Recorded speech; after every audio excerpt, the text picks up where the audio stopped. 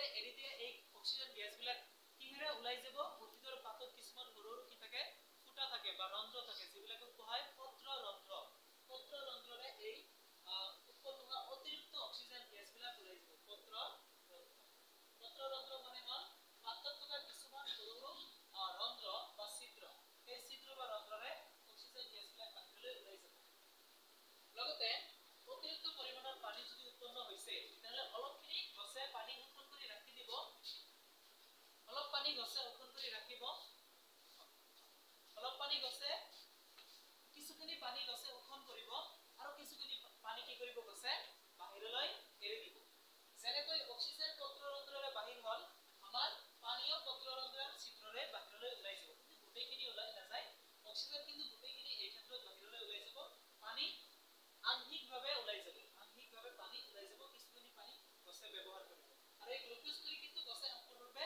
ব্যৱহাৰ কৰিব নিজৰ খাদ্য হিচাপে ব্যৱহাৰ কৰিব গ্লুকোজখিনি আৰু যিখিনি গ্লুকোজ খাদ্য হিচাপে ব্যৱহাৰ কৰিব যদি সম্পূৰ্ণখিনি গ্লুকোজ উদ্ভিদে তৈয়াৰ কৰা সম্পূৰ্ণ গ্লুকোজ যদি দৰকাৰ নহয় তাহলে কিছু গ্লুকোজ উদ্ভিদে জমা কৰি ৰাখিব পাততেই জমা কৰি ৰাখিব আৰু খাদ্য যে তৈয়াৰ হৈ আছে কিন্তু ক'ত তৈয়াৰ হৈ আছে পাতত উদ্ভিদৰ পাতত সেই খাদ্য তৈয়াৰ হয় পাতত এইবিলাক একলগ হ'ব পাতত এইবিলাক একলগ হৈ খাদ্য তৈয়াৰ হ'ব কাৰ্বন ডাই অক্সাইড পানী এইবিলাক পাতত একলগ হ'ব আৰু পাতত খাদ্য তৈয়াৰ হ'ব যিখিনি গ্লুকোজ লগে লগে উদ্ভিদে ব্যৱহাৰ নকৰিব নালাগিব যিখিনি গ্লুকোজ সেইখিনি গ্লুকোজ জমা হৈ থাকিব পাতত সেইখিনি গ্লুকোজ জমা হৈ থাকিব কি হিচাপে শ্বেতসাৰ নামৰ এটা নাম আছে শ্বেতসাৰ লগে লগে খাদ্য হিচাপে ব্যৱহাৰ নোহোৱা অতিৰিক্ত গ্লুকোজখিনি কি হিচাপে জমা হৈ থাকিব পাতত বহুত দৰকাৰ হয় শ্বেতসাৰ হিচাপে জমা হৈ থাকিব অতিৰিক্ত গ্লুকোজখিনি কিছুখিনি গ্লুকোজ বেছিখিনি গ্লুকোজে খাদ্য হিচাপে ব্যৱহাৰ কৰিব যিখিনি খাব নোৱাৰিব যেনেকৈ আমাৰ মাংস তো যিখিনি ব্যৱহাৰ কৰিব নোৱাৰিব সেইখিনি শ্বেতসাৰ হিচাপে পাতত জমা হৈ থাকিব পৰৱৰ্তী সময়ত যদি দৰকাৰ হয় এইখিনি আকৌ ব্যৱহাৰ কৰিব যেনেকুৱা ৰাতিটো খাদ্য তৈয়াৰ কৰিব নোৱাৰে তেতিয়া ৰাতি যদি দৰকাৰ হয় তেতিয়া এই শ্বেতসাৰ খিনি খাদ্য হিচাপে আকৌ উদ্ভিদে গ্ৰহণ কৰিব এইটো হ'ল উদ্ভিদৰ আহাৰ গ্ৰহণ প্ৰক্ৰিয়া আৰু ইয়াৰ পৰা উদ্ভিদে শক্তি লাভ কৰে তো এইটো হ'ল উদ্ভিদৰ আহাৰ গ্ৰহণ প্ৰক্ৰিয়া ইয়াৰ পৰা উদ্ভিদে শক্তি লাভ কৰে এতিয়া আমি দেখিলো এই প্ৰক্ৰিয়াটো উদ্ভিদে খাদ্য তৈয়াৰ কৰা এই প্ৰক্ৰিয়াটো দিনতহে সংঘটিত হয় দিনত সংঘটিত হয় কিহৰ কাৰণে আমাৰ সূৰ্যৰ কি লাগে পোহৰ লাগে সূৰ্যৰ পোহৰ নোহোৱাকৈ কিন্তু এই প্ৰক্ৰিয়াটো সংঘটিত নহয় এতিয়া আমি তেনেহলে জানিম উদ্ভিদে দিনৰ ভাগত উদ্ভিদে তেনেহলে উশাহ নিশাহত কি গেছ লয় উদ্ভিদে যেনেকৈ মানুহে উশাহত বেলেগ প্ৰাণীবিলাকে উশাহত অক্সিজেন লয় উদ্ভিদেও তেনেকৈ অক্সিজেন গেছেই লয় উশাহত নিশাহত কাৰ্বন ডাই অক্সাইড গেছে এৰি দিয়ে কিন্তু ইয়াত এটা কথা আছে যে উদ্ভিদে দিনৰ ভাগত যিখিনি অক্সিজেন গেছ লয় উশাহত লয় মানুহৰ দৰে যিখিনি অক্সিজেন গেছ লয় সেইখিনি লোৱাৰ পিছত উদ্ভিদৰ দেহত কাৰ্বন ডাই অক্সাইড গেছ উৎপন্ন হোৱা মানুহৰ দৰে সেইখিনি এৰি দিব লাগে নাকেৰে যেনেকৈ মানুহে এৰি দিয়ে কিন্তু উদ্ভিদে এৰি নিদিয়ে অক্সিজেন গেছ ল'ব উশাহত নিশাহত কিন্তু অক্সিজেন গেছ কাৰ্বন ডাই অক্সাইড গেছ এৰি নিদিয়ে তাৰ ফলনি যিখিনি কাৰ্বন ডাই অক্সাইড গেছ নিশাহত উৎপন্ন হ'ব সেইখিনি কি কৰিব এই সালোক সংশ্লেষণ প্ৰক্ৰিয়াত ব্যৱহাৰ কৰিব গতিকে বুজা গেল উশাহত অক্সিজেন যদিও লয় উদ্ভিদে নিশাহত উৎপন্ন হোৱা কাৰ্বন ডাই অক্সাইড গেছ কিন্তু এৰি নিদিয়ে কিহৰ কাৰণে লগে লগে উদ্ভিদে এইখিনি কাৰ্বন ডাই অক্সাইড গেছ সালোক সংশ্লেষণ প্ৰক্ৰিয়াত দিনৰ ভাগত ব্যৱহাৰ কৰে সেইকাৰণে কাৰ্বন ডাই অক্সাইড এৰি নিদিয়ে নিশাহত এইখিনি ব্যৱহাৰ কৰি শক্তি উৎপন্ন কৰে বা খাদ্য উৎপন্ন কৰে আৰু তাৰ পৰা শক্তি পায় তেনেহলে উদ্ভিদে কি কৰে ৰাতি নিশাহত কি এৰি দিয়ে তেনেহলে দিনৰ ভাগত নিশাহত অক্সিজেন এৰি দিয়ে উশাহত অক্সিজেন গ্ৰহণ কৰে নিশাহত কি এৰি দিয়ে অক্সিজেনে এৰিব অক্সিজেন কাৰ্বন ডাই অক্সাইড গেছ কিন্তু এৰি নিদিব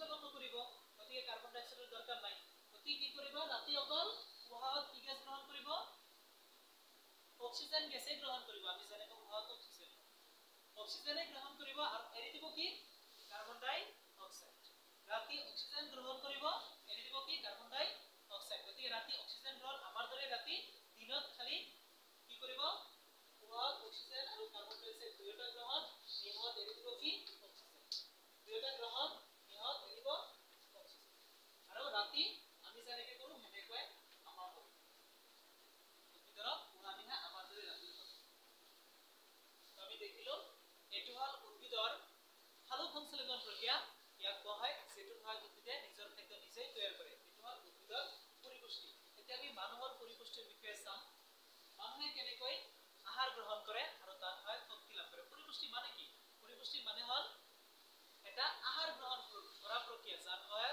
শক্তি লাভ কৰে জীৱবোৰে পৰিপুষ্টি হল এটা আহাৰ গ্ৰহণ কৰা প্ৰক্ৰিয়া যাৰ হয় জীৱবোৰে শক্তি লাভ কৰে মানে পৰিপুষ্টি আহাৰ গ্ৰহণ কৰা প্ৰক্ৰিয়া যাৰ হয় জীৱবোৰে শক্তি লাভ কৰে এতিয়া উদ্ভিদৰ পৰিপুষ্টি জ্ঞান স্বপক্ষী পৰিপুষ্টি এতিয়া প্ৰাণীৰ পৰিপুষ্টি যাক কোৱা হয় পৰপক্ষী পৰিপুষ্টি পৰিপুষ্টি দুই প্ৰকাৰৰ এতিয়া প্ৰাণীৰ পৰিপুষ্টি পৰপক্ষী পৰিপুষ্টি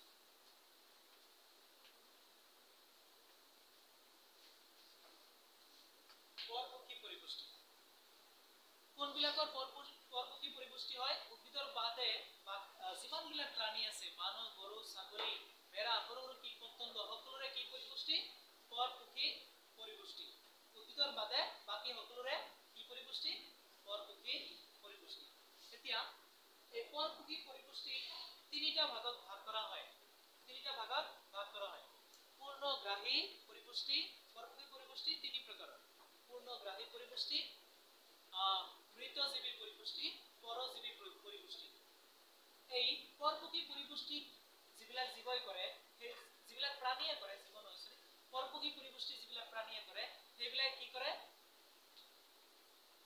পৰিপুষ্টিৰ হয় জীৱবিলাক কি কৰে আহাৰ গ্ৰহণ কৰে আৰু শক্তি লাভ কৰে তো পৰপক্ষী পৰিপুষ্টি কৰা জীৱবিলাকে আহাৰ হিচাপে কি গ্ৰহণ কৰে স্বপক্ষী জীৱবিলাক পৰপক্ষীয়ে আহাৰ হিচাপে শক্তি লাভ কৰিবলৈ কি গ্ৰহণ কৰে স্বপক্ষী গ্ৰহণ কৰে ইয়াতে স্বপক্ষী খায় ইয়াতে মানে গছ-গছনি খায় গছ-গছনি প্ৰত্যক্ষ বা পৰোক্ষভাৱে খায় গছ-গছনি ডাইৰেক্ট খাব পাৰে যেনেকা গৰু ছাগলীয়ে ডাইৰেক্ট ঘাঁহ খাই আছে গছ-গছনি খাই আছে আমি ডাইৰেক্ট কেঁচাতে খাব নোৱাৰো হয়তো ৰান্ধি খাওঁ প্ৰত্যক্ষভাৱে খাওঁ আমিও খাওঁ গতিকে পৰপক্ষী পৰিপুষ্টি কৰা জীৱবিলাকে শক্তি লাভ কৰিবলৈ আহাৰ হিচাপে স্বপক্ষীবিলাকক প্ৰত্যক্ষ বা পৰোক্ষভাৱে গ্ৰহণ কৰে প্ৰত্যক্ষ মানে ডাইৰেক্ট খায় আৰু পৰোক্ষ মানে হয়তো আনে খাইছে তাৰ পিছত তেওঁ খোৱা যেনেকা মানুহবিলাকে এতিয়া তেনেহলে পৰপক্ষী জীৱবিলাক কি কৰে স্বপক্ষী জীৱবিলাকক আহাৰ হিচাপে গ্ৰহণ কৰে আৰু শক্তি লাভ কৰে এইটোই হল পৰপক্ষী পৰিপুষ্টি আৰু পৰপক্ষী পৰিপুষ্টি কেই প্ৰকাৰৰ তিনি প্ৰকাৰৰ পৰপক্ষী পৰিপুষ্টি পূৰ্ণগ্ৰাহী পৰিপুষ্টি পৰজীৱী পৰিপুষ্টি আৰু মৃতজীৱী পৰিপুষ্টি পূৰ্ণগ্ৰাহী পৰিপুষ্টি কাক বোলে যেতিয়া কোনো এটা প্ৰাণীয়ে শক্তি লাভ কৰিবলৈ আহাৰ গ্ৰহণ কৰে আৰু আহাৰ হিচাপে কি গ্ৰহণ কৰে এটা সম্পূৰ্ণ প্ৰাণীক ভক্ষণ কৰে বা খায় আহাৰ হিচাপে এটা সম্পূৰ্ণ প্ৰাণীক ভক্ষণ কৰি বা খায় সেই আহাৰৰ পৰা শক্তি লাভ কৰিলে তাক কোৱা হয় পূৰ্ণগ্ৰাহী পৰিপুষ্টি ইয়াতেতো জীৱবিলাকে নিজৰ আহাৰ তৈয়াৰ কৰিব নোৱাৰিব হয় না নাই পৰপক্ষী জীৱবিলাকে নিজৰ আহাৰ তৈয়াৰ কৰিব নোৱাৰিব তেনেহ'লে ইয়াতে কি কৰিব আনক খাব আৰু কি লাভ কৰিব শক্তি লাভ কৰিব আহাৰ হিচাপে আনক খাব আৰু শক্তি লাভ কৰিব তো প্ৰথমটো পৰিপুষ্টি পৰপক্ষী পৰিপুষ্টিৰ প্ৰথমটো পৰিপুষ্টি পূৰ্ণগ্ৰাহী পৰিপুষ্টি তাতে কি কৰে এটা জীৱই এটা প্ৰাণীয়ে আহাৰ হিচাপে আনটো প্ৰাণীক সম্পূৰ্ণৰূপে ভক্ষণ কৰে যেনেকুৱা কি কৰিব পাৰিব এটা বাঘে যদি ইচ্ছা কৰে তেনেহলে এটা ছাগলী সম্পূৰ্ণৰূপে খাব পাৰিব যদি ইচ্ছা কৰে তাহলে এইটো সম্পূৰ্ণৰূপে খালে বা মুৰ্গী এটা বা মানুহবিলাকে যদি ইচ্ছা কৰে কোনো এটা সাপোজ আমি কি কৰিলো সবজিবিলাক আমি আৰু ইচ্ছা কৰিলে গোটেইখিনি এবাৰে খাব পাৰো এইটো হল পূৰ্ণগ্ৰাহী পৰিপুষ্টি সম্পূৰ্ণৰূপে ভক্ষণ কৰা সম্পূৰ্ণৰূপে খালে কোনো এটা প্ৰাণীক সম্পূৰ্ণৰূপে খালে আন এটা প্ৰাণীয়ে সেইটো পৰিপুষ্টি কি কোৱা হয় পূৰ্ণগ্ৰাহী পৰিপুষ্টি তাৰপিছত মৃতজীৱী পৰিপুষ্টি মানে হল এটা জীৱই আহাৰ হিচাপে যেতিয়া আন এটা জীৱক কেনেকৈ খায়, জীৱটো মৰি পচি যোৱাৰ পিছত সেইটো আহাৰ হিচাপে গ্ৰহণ কৰে, তাক কোৱা হয় মৃতজীৱী পৰিপুষ্টি। যেনেকুৱা ভেঁকুৰবিলাকে কোনো জীৱ যদি পচি মৰি যায়, ভেঁকুৰবিলাকে কোনো জীৱ যদি মৰি পচি যায়, সেই পচি যোৱা বিলাকৰ ওপৰত গজে ভেঁকুৰবিলাকেতো সেউজীয়া নহয়, গতিকে খাদ্য তৈয়াৰ কৰিব নোৱাৰে। সিহঁতে কেনেকুৱা জীৱ তেনেহ'লে? পৰপক্ষী জীৱ, হয় নে? মানুহৰ দৰে ইহঁতো কেনেকুৱা? পৰপক্ষী। আৰু এই ভেঁকুৰবিলাকে কি কৰে? পচি যোৱা প্ৰাণীৰ পৰা পুষ্টি আহৰণ কৰে।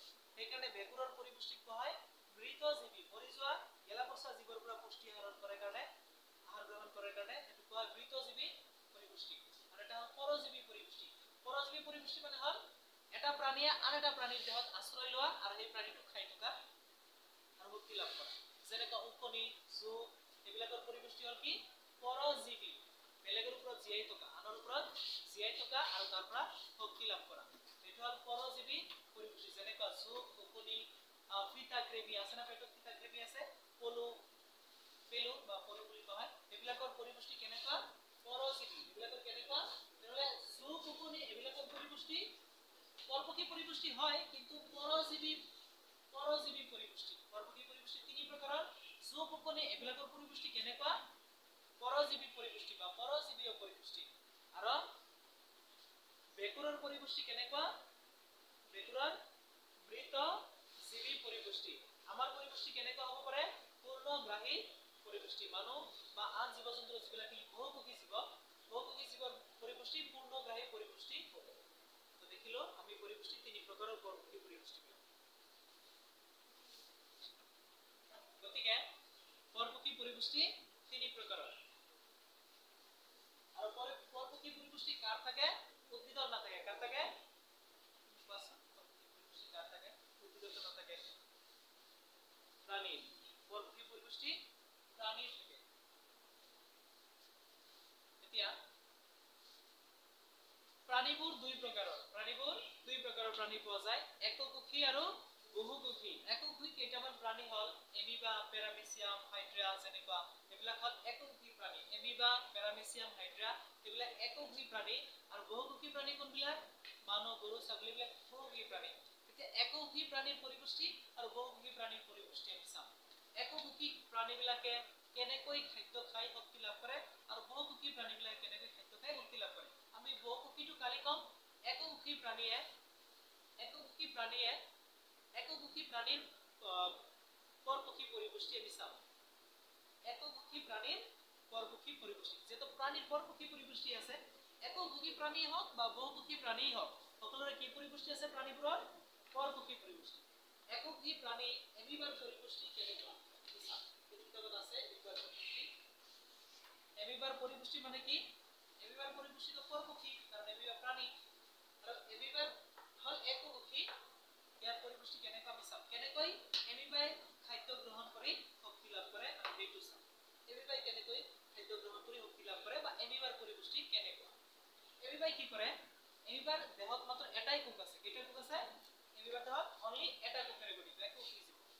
যিহেতু এমিবা এটা কোষেৰে গঠিত, এনেকুৱা এমিবাৰ পৰা এনেকুৱা গঠন, এককোষী জীৱ এমিবা। তো এমিবাই কি কৰে? যেতিয়া কোনোবা এটা খাদ্য দেখিলে এমিবাই সাপোজ এটা খাদ্য দেখিছে, তাহলে কি কৰিব? যিকোনো দেহৰ যিকোনো এটা ঠাইত ইয়াৰ আকৃতি সলনি কৰিব। আকৃতি সলনি কৰি এনেকা আঙুলিৰ নিচিনা গঠন সৃষ্টি কৰিব। এনেকা আঙুলিৰ নিচিনা গঠন সৃষ্টি কৰিব, য'ত মাজতে এটা ছিদ্ৰৰ দৰে এনেকা দেখা যাব। এই ফালেদি খাদ্যটো ভিতৰলৈ সোমাই যাব। এই আঙুলিৰ দৰে গঠনটা আগলৈ আগবাঢ়ি যাব, যিটো কোৱা হয় ফুট পথ। আঙুলিৰ দৰে গঠনটা আগফালে আগবাঢ়ি যাব আৰু এইটো এনেকা পথৰ নিচিনা সৃষ্টি হৈছে, ইয়াক কোৱা হয় ফুট পথ। তো খাদ্যবস্তু দেখিলে এমিবাই এনেকা দুটা আঙুলিৰ নিচিনা গঠনৰ সৃষ্টি কৰে আৰু মাজতে এটা ফুট পথৰ সৃষ্টি হয়। এই ফুট পথেৰে ভিতৰলৈ খাদ্যটো সোমাই যায়। খাদ্যটো সোমাই গ'লে এই পথটো আকৌ আগৰ দৰে বন্ধ হৈ যায়। বন্ধ হৈ গ'লে এই খাদ্যটো য'ত যাই জমা হয়, সেই ঠাইটোক কোৱা হয় খাদ্য গহ্বৰ। য'ত যাই জমা হয়